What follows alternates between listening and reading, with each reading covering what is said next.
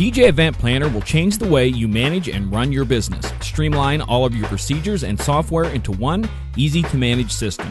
DJ Event Planner, the ultimate online planning tool.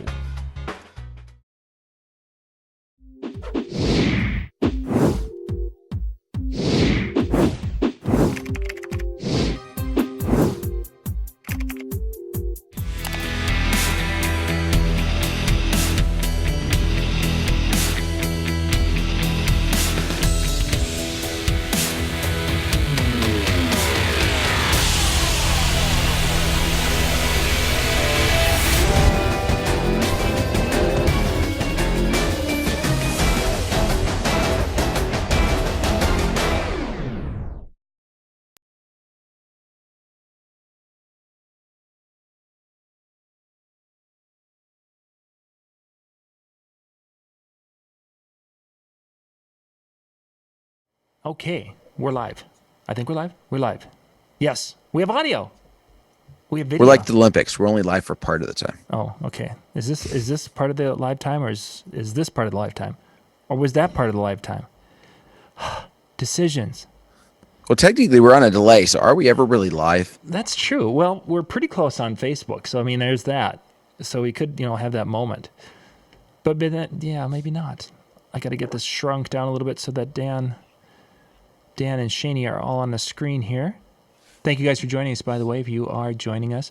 This is what happens when one show is so close to the next show, is that we have a little bit of logistics that we have to do between the shows, so we can all be on the screen and all be smiley and sunshine. Yay! Are we good? There. Sure. Okay. There. Now makes us a little bit smaller, but now at least we're all on the screen. Yay. Okay. Hey, Jared. Good evening. I like your shirt. Midwest DJs. Yeah, you like that? I like that. I felt left out. Like the past weeks, I've been wearing colored shirts that have something non-DJ related. So as I was prepping for the show, I was like, you know what? I have something. Yeah. I've got to have a shirt. The only problem is I'm starting to gain weight, so the spare tire that I'm starting to gain is not doing me justice, or the shirt for that matter. Nothing about getting you've been a part of the show for about a month now. You would think maybe the boss would get you at least one. Well, yeah. Actually, I think I've got one. I really do. I think I've got one. I just don't know where it's at, unfortunately. Yeah, I think we sent something down, but if I remember the conversation is that you said, and send me the size down instead of the size up, because that'll be motivation. And it's like, dude, I've been that age, and it doesn't. Oh, it's all my fault. But here's the question. Yeah. When you got the new shirt, I love John dearly, but I gotta admit the shirts have a funky smell. They're not that bad. Do they really? Yeah. Just a little bit. It's almost like somebody lathered themselves in ointment, put the shirt on, took it off, put it in the bag, and sent it to me. Or maybe that was just mine. I don't know. Maybe it was just mine. Too much. I'm gonna say that was a little too much. I was gonna say, it's not too much. It's not a special type of ointment. It's just a regular type of ointment. And yes, it was special for you. Too much. I think. He's barely trying. He's trying about as hard as Cardi B tries. She does try. She does try. Didn't you see her push Bruno Mars back? No. See, that was big. Cardi B actually was big news on our local television station today, because Cardi B is going to be coming to Minnesota when Justin Timberlake comes this fall. And I mean, how could that not be an awesome ticket? I mean, I would love to go see. What is she saying? You guys. Nothing good. Does she sing a song about belly button lint or something? Was that one of the names of the song? No, I think that's Bodak. I don't think that's what the two words mean, though. No, it wasn't belly button lint. And belly button lint. I thought it was no. That's something I thought no. That's remix. No. Was it the remix? That was the remix. Oh. What was that? Yeah. Remix? That was maybe. Okay, that's my bad. Okay. Okay. Well, what are you doing with your phone? I was gonna do like people do like a bathroom selfie, but you know how I always do a Snapchat picture to tell everybody that you already did we're that. live.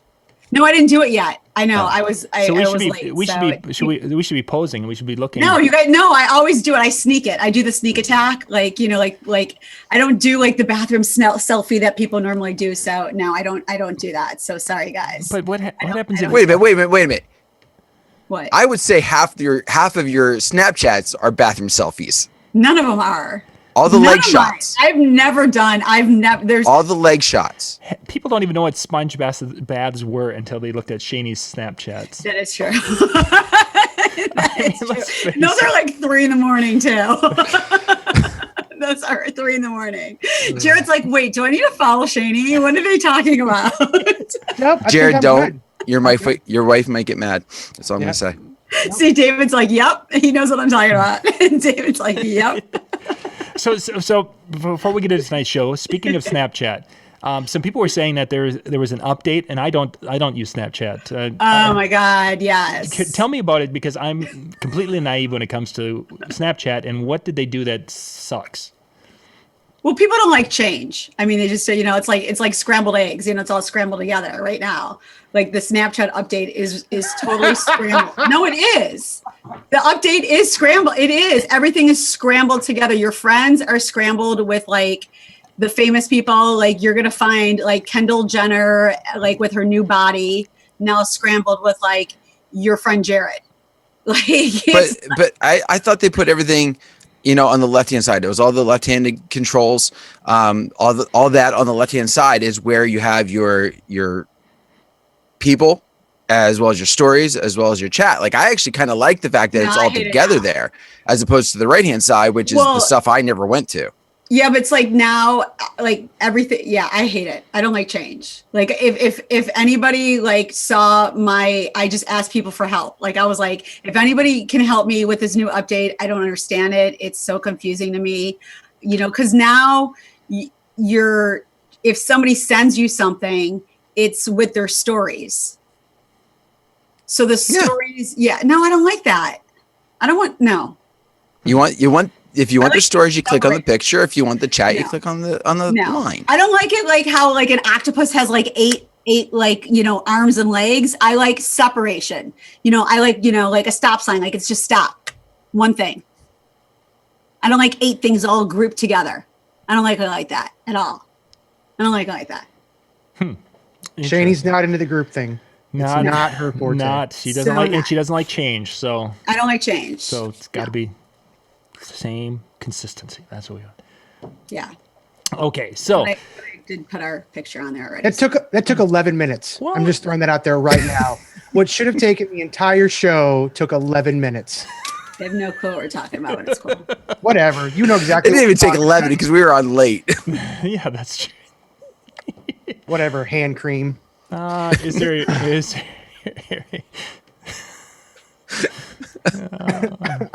I got to put the link for the YouTube. I'm putting that on the Facebook there. So but on a serious note though, so they did make a major change to Snapchat, and it's just ruining things. And it's not that it's ruining things. I mean, it's been very simple for a lot of people, and now like it's just a lot of things are grouped together now, and people just don't like change. Well, speaking of change on social media, did you see Facebook is testing a dislike button? Ooh, no.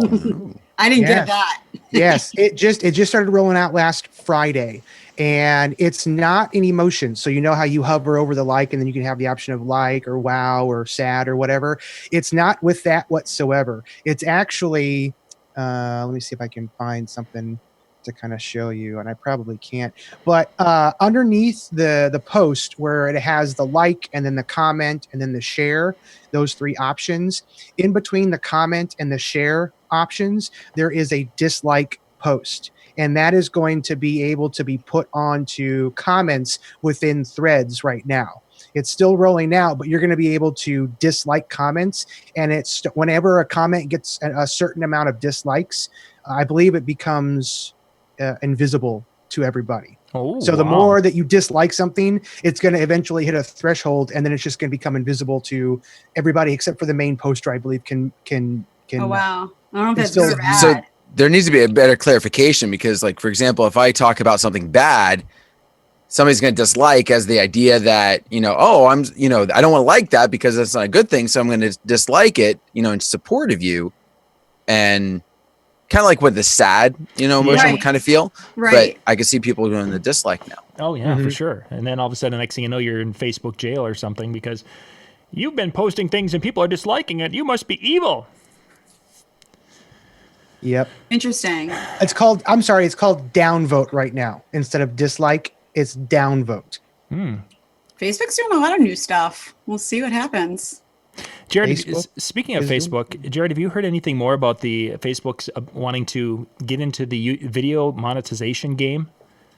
Well, they did the Facebook, was it Watch? Yeah. And that's pretty much the extent of what they're doing with any type of video. They've got some big stuff on there, though. They're pulling a lot of I say big name, but some decent ones. The biggest one right now is Gary Vaynerchuk. He's got like an exclusive agreement that all of his video is going onto there, and he must be making money off of it. So there has to be some sort of a monetization. I don't do any monetization on anything, YouTube or Facebook or whatnot. So I'm not sure if how to do it, but I mean, if Gary is on there, he's making money off of it. Oh yeah, for sure. With his name and such, I can't imagine him. But he's got it's the most recent one here. How I learned sales and marketing as a teenager. Daily V number 415. He posted it about a day ago, and it's already got 137.6 thousand views. It's getting the reach, and they're pulling some big names. I would possibly encourage you to look at that. Just throwing that out there. Yeah, we did. I've been looking a little bit at some of the different things out there. For those of you who aren't familiar with that, Watch is one of the options. I believe it on the app. It's at the bottom, I think, is of the app, isn't it? Yeah. Yeah, it's out there where you can go and you can follow and watch some things. There was a foodie person that was on there that I watched one of their video segments, and I wasn't going through the watch system, and all of a sudden it became like something that was there, and every time he put up a new post, I was getting notifications like what huh? Yeah, they just assume that, oh, you must love this. You will need to see it now and now. How about now? Now again. You want to see it again? No, I don't. So before we get into the topic, you mentioned Gary Vaynerchuk there. I've been watching some of his videos, especially the ones where he's got some of these 20-somethings and he's busy, giving them advice, the sage advice. For the old guy, he just needs to have that mountain. He's up on top, and young, what's your words of advice? Oh, wise, what kind of a thing. How much of an age difference is Gary from? Because Gary's got to be in his early 50s. Oh no, I think he's No, probably in his late 40s. Maybe. Yeah, he's in his 40s.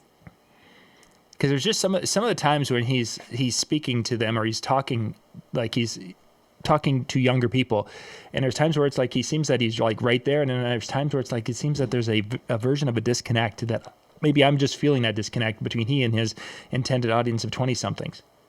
He's 42, according to Wikipedia. 42. He's in his 40s, but he's trying to, because he's saying how it's the younger generation and the millenniums and the younger people that are really trying to take over. So that's why he's really trying to reach out to the younger people that are out there. Yeah. And I mean, he's obviously doing a great job and being very successful at that. It's just, you wonder when all of a sudden someone loses that connection, loses that ability to be an influencer in that realm.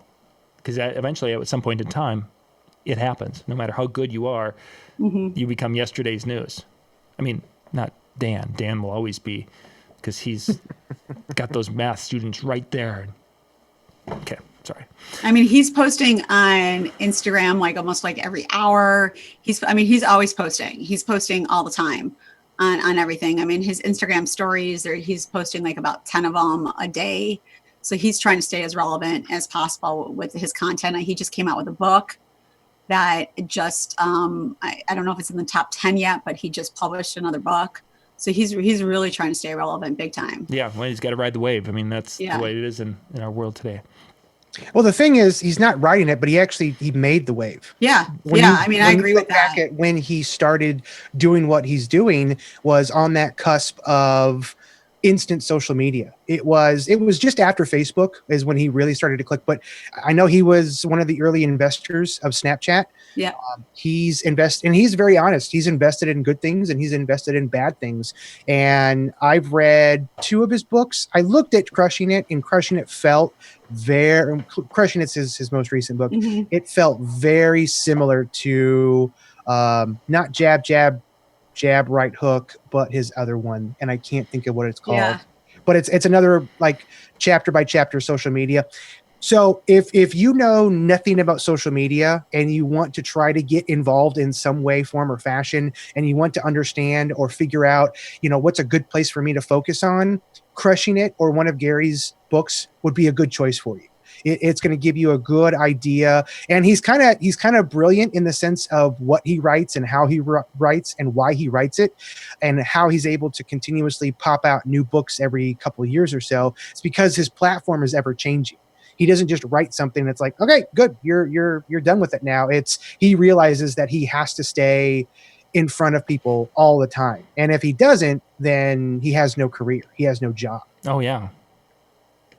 Yeah, that would be But that's what millennials want right now. And not just millennials, but I mean, anybody that is a small business or wanting to stay in the mindset, or not in the mindset, but in front of their target demographic is through social. And right now he's the social media king. He's the one that is in the most places and doing the most stuff. And I mean, I don't like Snapchat, but Shani does. And she's a kid. She does. And Gary does, then it's going to be around for a little bit longer. Mm-hmm. It has something to do with liking it or not liking it. I mean, that's my whole thing. Like, people are saying like, oh, well, I'm too old and I'm this and that. To me, I don't care about, like, to me, age doesn't mean anything. If you want to stay relevant and you want to stay with the times, then you got to be relevant with what's happening. Yep. And to me, age is nothing but a number. And even like the whole thing, like with DJing, to me, age doesn't mean anything with DJing. And I'm sick and tired of hearing about people saying like, oh, well, I'm too old for this and I'm too old for that. I don't care about that, because if you look at some of the top DJs that are making and I'm not talking about like mobile DJs, I'm talking about like in the industry making money, like a David Guetta, at Cascade, those guys, they're not young. Those aren't youngsters. They've been in the game for a long time, but they're hustling and they're staying relevant and they're working their butts off. And they're older guys, but they're working their butts off to stay relevant. And they're not talking about their age all the time, because they're not letting people know their age, because nobody wants to hear that. Mm-hmm. They're talking about their music. They're talking about what they do for a living. They're talking about their talent. They're talking about the other stuff. So it takes away from their age. Because if you keep talking about how old you are and you keep talking about this, then that's what everyone's going to hear. And that's what everyone's going to focus on. And they're not going to focus on your talents. And they're not going to focus on what you can do for them. And they're not going to focus on the other stuff. So for me, you focus on the positive stuff. Stop talking about the negative stuff in your life and things like that. Because if that's what you want to focus on, guys, then that's what other people are going to focus on. So to me, if you're going to complain about that stuff, then that's what other people are going to talk about. And then you're going to start going down, and you're going to start going down that hill. And then you're going to get deeper down that hill, and you're going to get deeper down that hill in that rut. And then you're going to be like, well, I don't understand what people are doing, saying stuff about, but you're the one that started it. You're the one that said to people, well, I'm so old and I'm this, instead of saying like, I got talent. I got this, I got that. Not to quote myself, but like David said, hey, did anybody see Shani mixing? My whole thing is I'll compete against an 18-year-old that just came out in the game. I'll say, hey, little kid that just came out with their little controller and getting their music off of YouTube. You want to go head for head with me? You want to sit there and hot mix with me? I'll go and I'll do it with you. I'm not going to sit there and tell them what my real age is and stuff like that with them. I'll play their game and I'll sit there and I'll mix with them. Because I'm not going to sit there and be like, well, back in my day when I had to, take out my record crates and I had to this and that. No, I'm not going to do that stuff with them. But I'm going to sit there and I'm going to let my talent, work for me and stuff like that. But I'm not going to sit there and do the why me and the poor me type stuff. Because that's not going to do anything for you guys. So basically what Shani just did, take out age and put in pricing. Take out pricing and put in technology. She basically summed up our whole show. Hey, good night, everybody. Yeah, enjoy the rest of your just week. go back. Go watch the Olympics. Watch us get some gold in snowboarding. Yeah, she rocked it tonight. Yeah, no, that was very, very good and so very true. I mean, that's you see, especially and what the Tonight Show is really going to be talking about is a lot of things we see on Facebook where people are asking a question because they're struggling in some way, one part of their business or many parts of their business. And this is the time of year when you have some people who are doing well and booking shows and they're busy talking about, I booked 17 shows today. This is incredible. And then you have some people who the phone hasn't rung for 3 weeks and they're sitting here. It's like, okay, they always talk about booking season. Where are the bookings? I'm not getting any. So there's this desperation and this perspiration that's happening because now you've got a schedule that's not filling up. And they start lamenting and they're wondering why. Is it my pricing? Is it this? Is it that? Is it my marketing? Is it Facebook? It doesn't work for me, or this isn't working for me, or that is. There's just so many things out there, and that's really. And I think starting with age is a huge thing because I know there have been times where I've even felt that I'm getting at almost 50. There's some things that I'm maybe not a good fit for anymore because of where I'm at. Age-wise, that I'm not perceived as that DJ, that fun 20-something DJ that a 20-something bride may want to have. So it is. I can definitely understand when people are talking that way. You mentioned that part. It had me flashbacks. So obviously I'm teaching and I'm a math teacher, so that gives homework. So my students hate me. But last spring we did a middle school dance and. When my administration found out I was a DJ, they said, oh yeah, by the way, you're doing this. And I said, sure, why not? So I'm up there playing and a couple of people kind of heard about it ahead of time. And, I was getting razzed, what was going on. And I did my thing. And the next day they're like, so you doing the next one? Like the kids were like starting to come back. And so I, for a while there was kind of like, maybe I need to think about getting out of the school dance game. Maybe, I don't want to say the age, but just kind of like the thought and the mentality of, it's a little harder. It's a little harder to promote my youth because I'm just not naturally in that scene. So I'm not living that lifestyle to easily just kind of go, whew, here it is. Mm-hmm. So I was starting to question it. And then when I had that, I'm like, okay, so, I need to rethink about how I'm presenting that the right way. Teen dances are hard. And people that think that teen dances are easy are wrong because unless you're doing, and not to put this out there, but unless you're doing like a very religious type of function, whether it be like a church, very like you have to stick with this type of music, or you're doing a Jewish, you have to stick with this type of music, or you're doing like a Greek, you have to stick with this type of music. Teen functions are very rough. And you have to have the mentality of, can I play this music or am I second guessing myself? And you have to know the right music to play, and you have to be on your A game, and you have to know exactly what to do. And you have to know exactly how to handle those kids in the right moment within 2 seconds. And what to do with them and the right type of games to play with them. And you have to have the right staff to do. And it's hard. I mean, I do teen parties every single weekend, whether they're bar mitzvahs, whether they're school functions. Mm-hmm. And they're hard. And you have to have the right staff, and you have to be the cool person without being the security guard, but being the security guard with also being the cool person. And it's hard.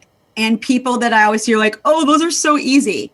No, boo-boo. Then not if you're doing it right. Then I guess you're just playing music and you're just letting them run around. Mm-hmm. Because we rock ours, and we have a set thing. Like our dancers know exactly what to do. They know like how to do it and in a certain way to do it, and when to, be able to touch a kid and not to touch a kid, and what games to play and what games not to play, certain age range and this and that, songs to play, songs not to play, what playlists for elementary school, middle school, junior high, high school, things like that. So it's like, and it's hard. I mean, so it's like, I get it, Dan.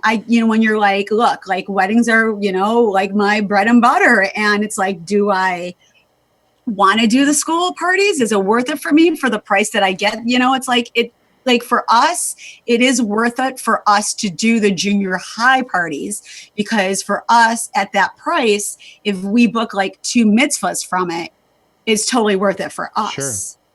But because that is our bread and butter, but we're not going to book a wedding from it.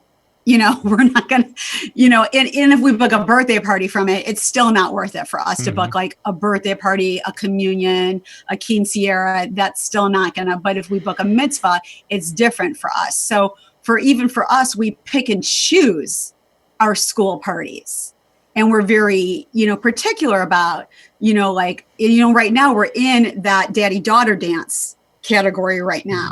We're in that 2-week period right now where we're doing all our daddy-daughter dances. And even with those, we're very particular about our staffing and our music and what we're doing on those. And those are so easy. No, they're not. Like, and that's why, like, I see these posts like, these are so simple. For 2 hours, you just do that. No, again, they're, just like, people say, weddings are so easy. No, mitzvahs are so easy. No, like, even I've been doing them for 20 something years. You still have to have a game plan for all of these. So do you think it's a situation where the people are saying that these are easy events, and then they, of course, aren't booking that many of them, or if they are, it's for another reason, but they're saying they're easy because they're just naive at what they potentially could be, that they I think people are just saying they're easy because I'm the type of person where, I saw this interview with Michael Jackson. Like, of course, it's not a recent interview. What if I said, I saw this interview, 6 months ago with Michael Jackson. He was with Tupac. And I saw this interview with Michael Jackson, and it was a very interesting interview because he did say, I have never talked bad about another artist. And I loved that interview because I thought about it. And I was like, you know what? Back then, you've never heard somebody talk bad about like another artist. Sure. And it's like, I'm not going to sit here and talk bad about even in my industry with like all the DJs in Chicago, like when somebody talks about, we just met with so-and-so, I'm not going to sit there and be like, oh God, what that company, they're so. I'm never going to talk bad about another DJ company, but I'm going to sit there and tell them, well, this is what we can do. And look, somebody who says to me, this party is, that's a piece of cake. Okay, well, maybe for you, that party is a piece of cake because maybe you just throw music on and you throw hula hoops in the middle of the floor and it's a free for all for you. And that's the way you think a party's run, which I know a lot of people, I've seen it. I've seen videos, and to them, they don't mix. They just throw music on. And they're just on their phone and they're texting people, and hula hoops are in this corner. And I don't know, maybe they got cornhole things over here and they just think like that's the way you run a kid's party. I don't know. And they think that's the way you run a kid's party. And they think that, to them, that's a great party. And maybe that school is the only, has always hired them.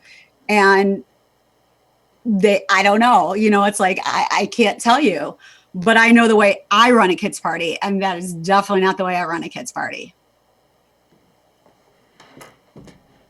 So let's move on to an area in which, of course, is always a huge debate, and people are busy talking about the whole pricing thing when it comes to pricing their DJ service, and they're blaming the bottom feeders. That phrase came up. I saw that again, talking about some people in their industry or their local market that were sucking up all of the shows.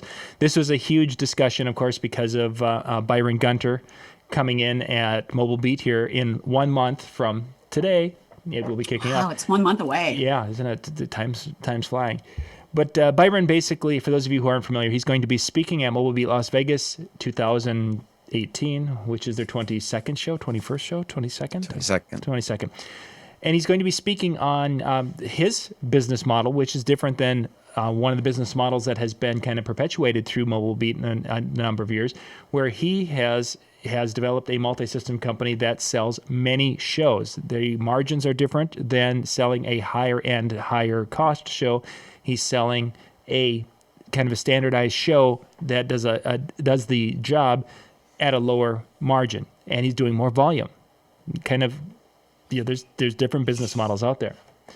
People are complaining about that as ruining the industry, and there have been some incredible debates, and there's people who are struggling out there who are saying people like what Byron's doing is causing problems. How do you address that when you can see that some of these people are basically doing that blame thing, and you can see that it's just not that there's other reasons why they're struggling? Well, I mean, I've heard the mentality a lot of times out there that no matter what you charge, if it's not a value, you're overcharging. And so, it's not so much that the bottom feeders are beating you, but you're not conveying what you're charging as being worth it, as being worth the difference. So, with what Byron's doing, I think it's interesting. I've heard Drax kind of talk something similar. The idea of, lowering your costs so that you're filling the calendar more, which then perpetuates being in front of people more and going that aspect. I think there's some definite positives to that, because if the calendar's full, that's, again, you're self-marketing. But ideally, the value always comes down to the where it is. Whatever your price is, it's really the value that is what makes you worth $5 or $5,000. And yet, I don't think that that's the way a lot of people are looking at it. They don't look at the value that they bring. Today I saw like a dozen different pictures of DJs who have their new rigs for 2018 and a beautiful facade and this, that, the other thing. They're showing gear. Lots and lots of gear. Jared, you're in a market down there that you're fairly close to Jim Cerrone, correct? Yeah. Jim Cerrone puts up pictures of beautiful venues. Beautiful venues. I mean, nothing. We have nothing like that within an hour and a half of me. Probably maybe in Minneapolis, St. Paul. Nothing like that. Is when you're working in venues like that and such. I mean, you're not Jim Cerrone as in those types of situations, or yourself when you're working in some of the nicer venues that you work in. You're not selling your gear. I can't imagine that that's what. Oh yes, my speakers are going to go and they're going to be awesome and be able to do this and play loud and da da da da da. I can't imagine that's a big thing. Like to the venue managers and the venue owners, the clients when you're talking to them. To the clients. Yes and no, because they are booking that venue on two reasons. One, how many people can it hold comfortably? And then two, what does it look like? And anything that comes into that venue is either going to enhance what that venue looks like, or it's going to detract from what that venue looks like. And if you use equipment, and I know this is going to sound horrible, but if you use equipment that they don't like, they being your client, your prospective client, if you use equipment that they don't visually like, that's going to hurt you. As much as I preach, it's about personality, and I still wholeheartedly feel that it's primarily about personality. If you use EV speakers, but they really love the look of that Porsche P900 or that LD system P900, that's going to be part of the reason why they maybe choose to book you or choose not to book you. So your clients ask for pictures of your gear? Not all of them. I would say maybe 40% talk. And I'm not talking like facade or lights. I'm talking like, I need to see a picture of your speaker. They do want to see what the system looks like. Okay. They want to see the visuals of it, because a majority of the pictures that I show them are of pictures of other couples dancing in front of it. Okay. And they know that there's a chance that I'm going to be in the background of a lot of those pictures. And they want to make sure that it looks the same way that they have their vision for their wedding. And if it doesn't, then what's the point in moving forward, especially because nobody is going to say, I will invest in a brand new system just for your event. And if they are, and if they do say that, they're lying to you. You're not going to spend thousands upon thousands of dollars for one specific wedding. Now, saying all of that, I do tell them that I have different systems and I have different setups depending on where I'm going to be at. I'm not going to use a system that I would use in an elegant banquet hall when I'm out in a barn. Sure. I'm just, it's a different needs, different requirements. And I tell clients that my gear is like tools. I got this analogy off of a buddy of mine who works on cars. And he's like, we are like mechanics, and all of the stuff that we use are like our tools. You have to have the right tool for the right job. Yep. And if you have a client coming into you and saying, I only want you to use this specific tool, then that's probably not the right client for you, because they're putting things outside of your comfort zone. If they come to me and say, I only want you to use EB speakers, and I don't use EB speakers, then we might not be a good fit. It would be a dumb reason why we're not a good fit. And it would take more of a reason for me to try to sell them on the fact that it's not about the speaker. It's not about the microphone. It's not about the controller that I use. It's about my voice going through this microphone that's going to affect the 50 to 500 people that you've invited. And that's what's going to impact them more than the controller and more than the speakers and everything else. But let's be honest, for brides that are in the age range that most of us are shooting for, which is between the ages of like 22 and 29 or something like that, or 22 and 31, it's visual. Pinterest is visual, and they flock to Pinterest and they love Pinterest. What difference does it make, whether it be a photo on your computer versus what they are going to have at their wedding that they're going to invest 10 to $500,000 on? They want it a very specific way. But I think you hit on something in the very beginning that you addressed with your pictures. A lot of times the pictures that you've shown them is the couple in front of the system, not just the system. And I think I understand what you're getting at, and I've been asked, and it's usually by the groom who thinks he wants to be a hot shot and find out about the speakers and stuff like that, or he's a gearhead like all of us, right? Yeah. And I see that, like, how many watts is that? Right. Exactly. Right. What speakers are you using? Like, I'm in a band. How many watts of that speaker are you going to have at my party? Right. Which I've had like 1% of my client I have ever asked that. Right. but I think the key difference between what we often see put out there as what people want and what Jared has said makes the difference is his one picture achieves two key elements. It shows that couple in a moment. It adds that feel, that emotion to it. And if somebody wants to know what it's going to look like, what it's going to appeal to in that vicinity, they have the ability to see it in the background. Sure.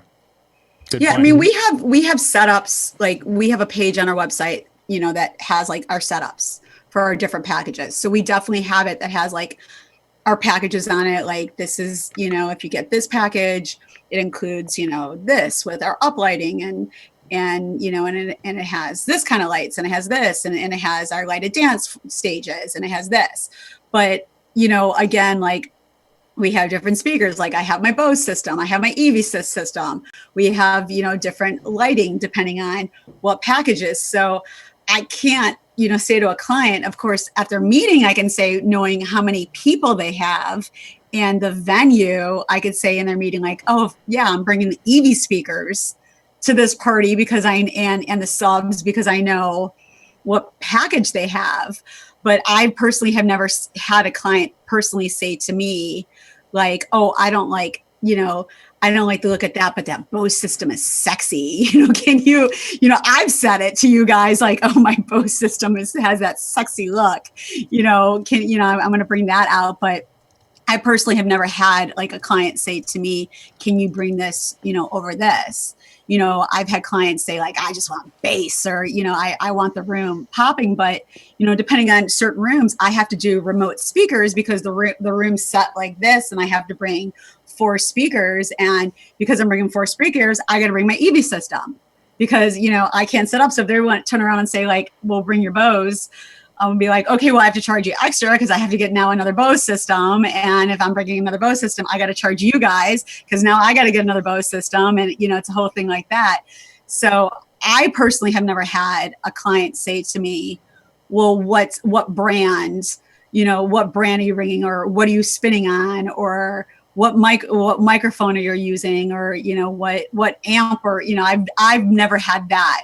Sometimes I've had a party planner say that to me and I'm just like, girl, please, you can't even stay on schedule. And you gonna ask me that question? Where are you when they're bringing the chicken out? Okay. So I've never, thank goodness, had to deal with like that kind of thing. Because again, with us, with our, since we're a multi-op, it all depends on like what events we have going on and where we're putting equipment and where we're putting our techs and who's going where and what's going out and what are we drinking the Dragon front board on this party and what lights are going on this party and what's going on there, so we can have, the best parties going out on the best thing. But like I said, we have our setups going, on pictures. So if somebody says like, oh, I love the look of that and I want, those staging, we'll turn around and be like, well, that's not in your package, but it's this amount of money if you would love to have it. And I can upgrade your package to that. I'm glad you saw it. So, that's another, like, people are visual. So that's another reason why we have like those pictures, on our website. So people can, see the extras that we have. I will say this as well is the few that I get that do ask about equipment, mainly speakers. And it always comes back down to speakers that go on a tripod or sticks. And the couples that ask the question about that the most are normally at the venues that have owners that are a little OCD and a little too controlling. And what I've noticed is they normally only ask that because the owner has specifically asked, well, what type of, who's your DJ? They correlate the word Bose with the best speakers available. Yep. That's what a lot of venues correlate with. I don't agree with that, but that's my opinion. And but that's their reference point. They will say, oh, do you want those big boxes that are on top of stands, or do you want sleek sticks like Bose? And then boom, now for a client that has no idea what they're looking for, they in their brain have now been told, well, the best thing that you can possibly have is the Bose sticks. And that's what you need to have. And then when they come talk to me, they're like, oh, so do you use, what type of speakers do you use? Because we're being told that by the venue that those Bose sticks are the best thing available. Yeah. And then after we talk for a while, they realize, oh, the venue really doesn't have any idea what they're doing. And I explain to them the benefits of having the right tool for the right job, and we go from there. But it's a lot of misguided information. It's a lot of people that shouldn't be telling them. It'd be like me trying to tell somebody, you only want to use this photographer because they use Canon. Mm-hmm. Well, but there's other phenomenal photo gear that's out there, and it's about how the person uses it to capture everything that they're trying to capture. I'm not going to tell somebody they shouldn't hire somebody because they're using Nikon or Kodak or whatever else there is out there. It's just, it doesn't make any sense. I was going to say, that's why I let my clients talk, and then when they're done talking, I tell them then what's best for their party. Mm-hmm. I say, I totally understand what you're saying. I totally get everything that you're saying to me. Now let me give you my opinion on what I believe what's best for your party that's going to make it the most incredible experience and event and party that you're going to love for the evening. And then I kind of just put my 2 cents afterwards, and they're like, oh, okay. Yeah. That brings up something we'll do what you want, Shani. That's something very interesting, and I hope this is okay to throw this in there, but all right, well then I guess I am No, it's when we were Sponge bath? you sent us the message, John, about what we were going to be talking about tonight. There was something that always jumped out at me, and I couldn't put my finger on what exactly it was. But in a lot of the posts where it gets super duper negative, where it just gets thrashing DJ to DJ, you're doing this wrong, you're doing that wrong, everything else.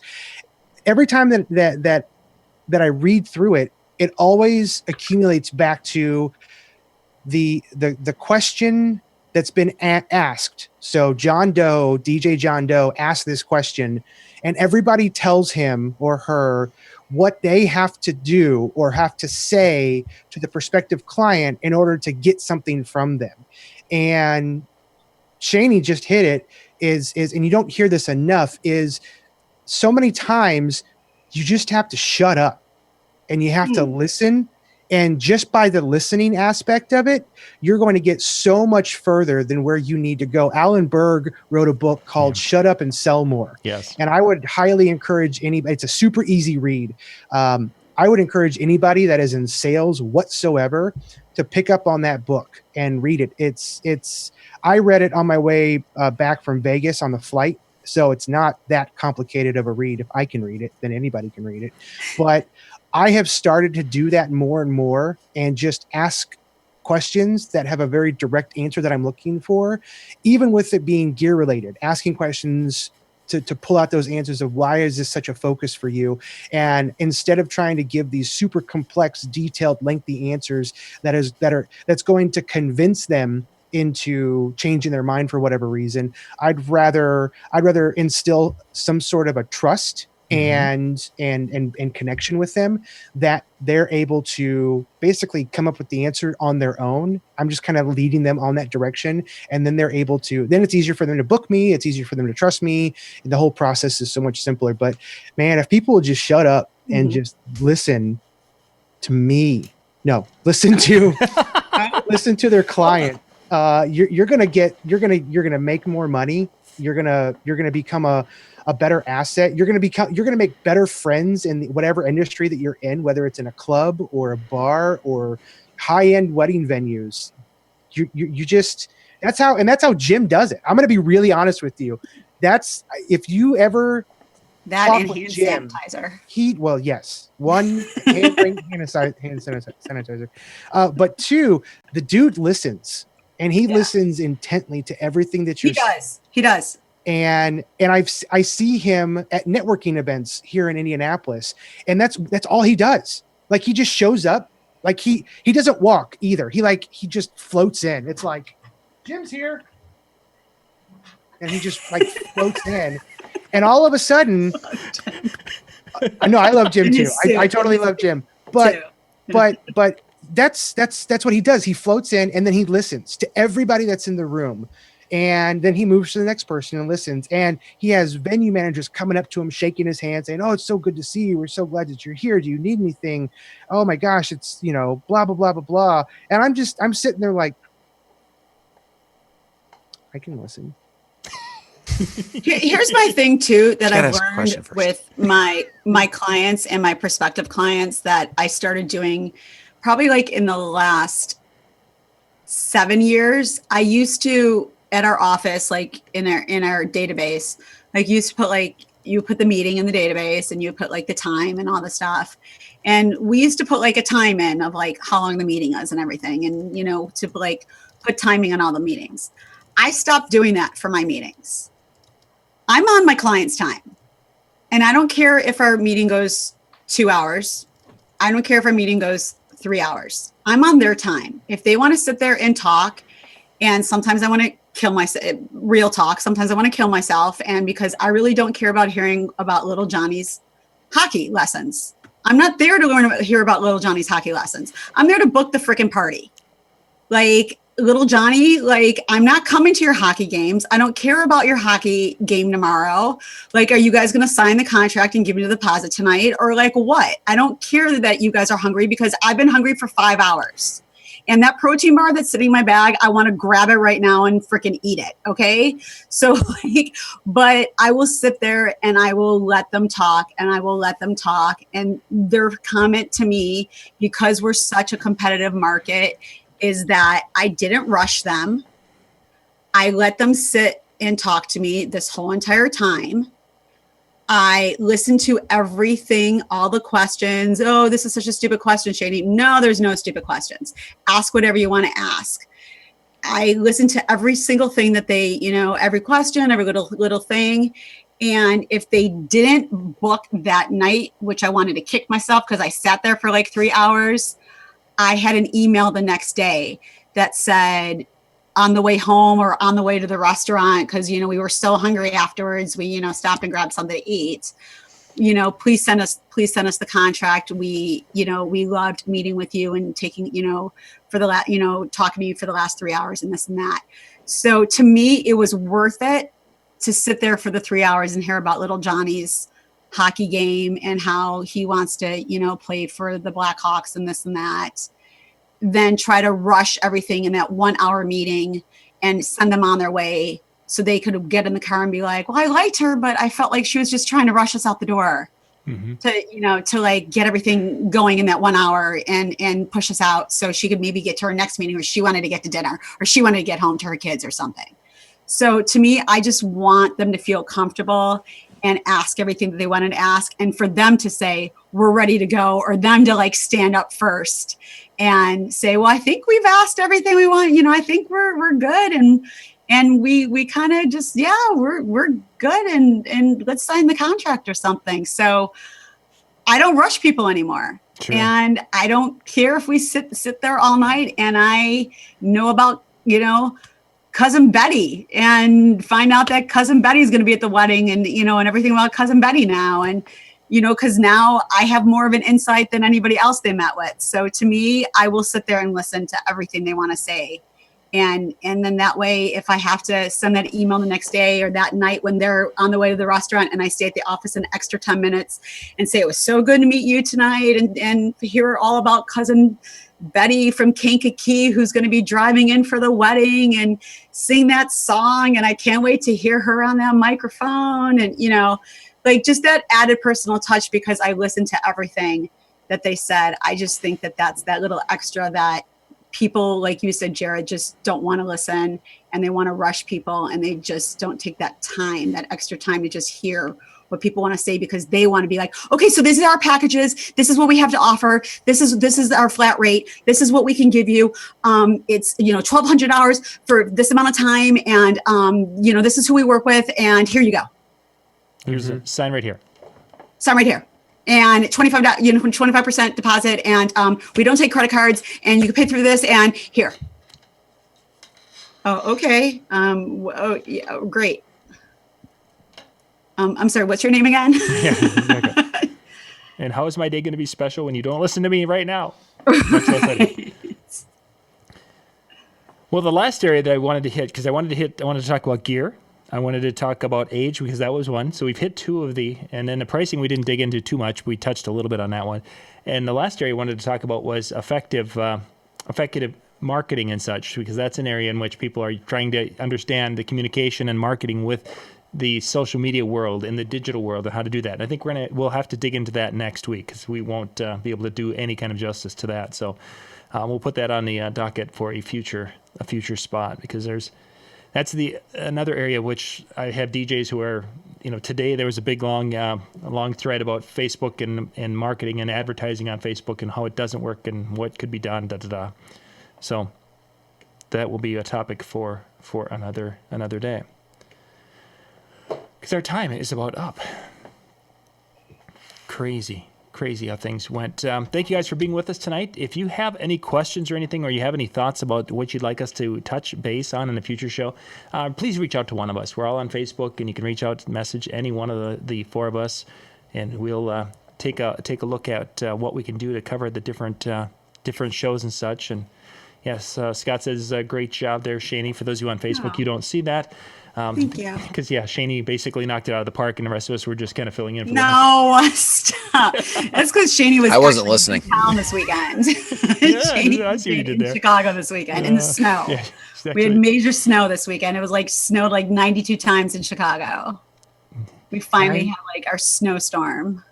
It was crazy. Snowed 92 separate times. No, it was 8. Actually, it was 8 It was That's 8 times. That's a massive difference. Okay, 8. That is a huge difference. She rounded up. 8. She was She counting rounded the flakes she saw It was 8. and It tried to snowed catch 8 on her tongue. times. It snowed 8. 8. The one man said 8, 892, whatever. I rounded it up. They add together to make 100. There you go. See? So you still weren't at the right number. It was 92% off.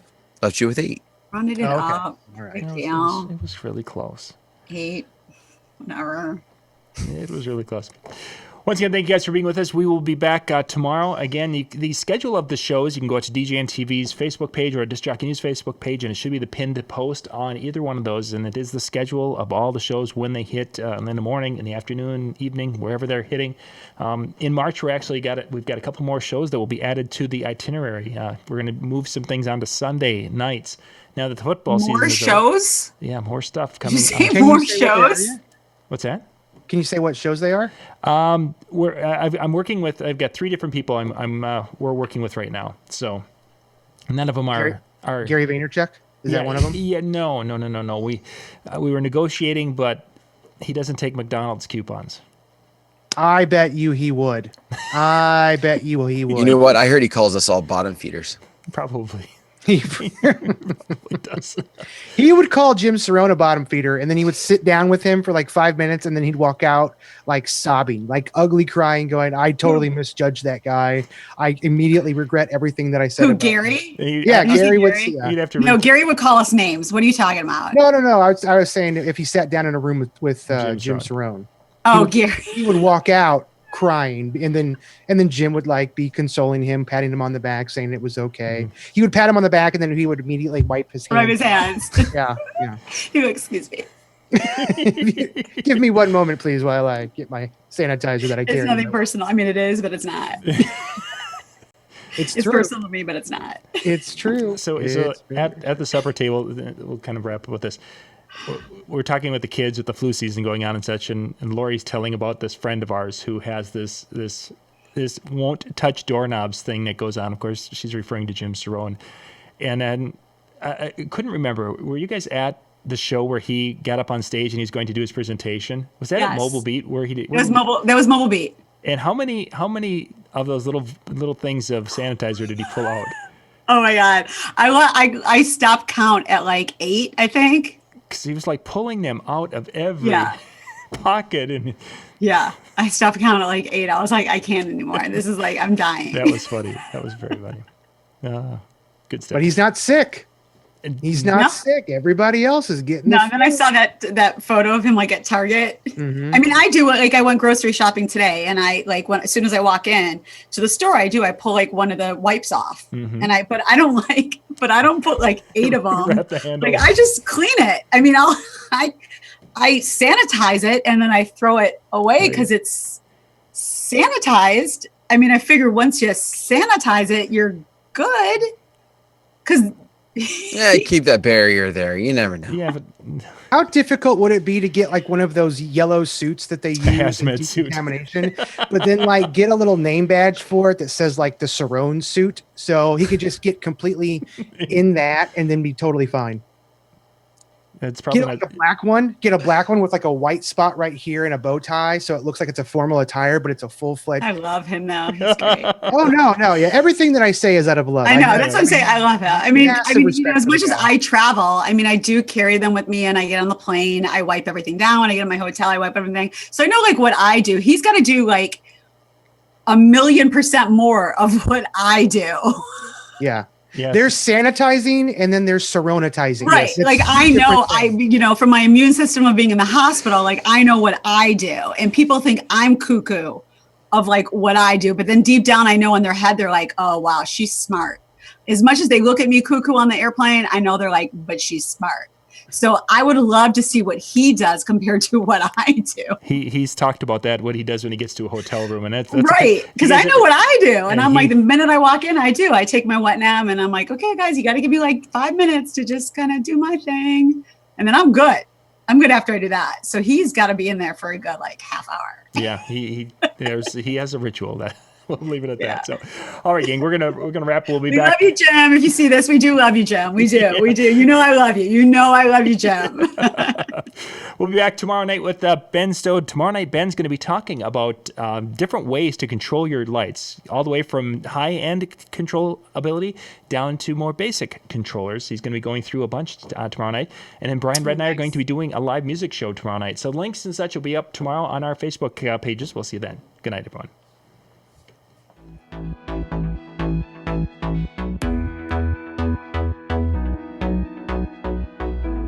Tonight's DJNTV show is sponsored in part by Electro Voice, DJ Event Planner, ADJ, NLFX Professional, Promo Only, Newmark, and DJNTV Insiders.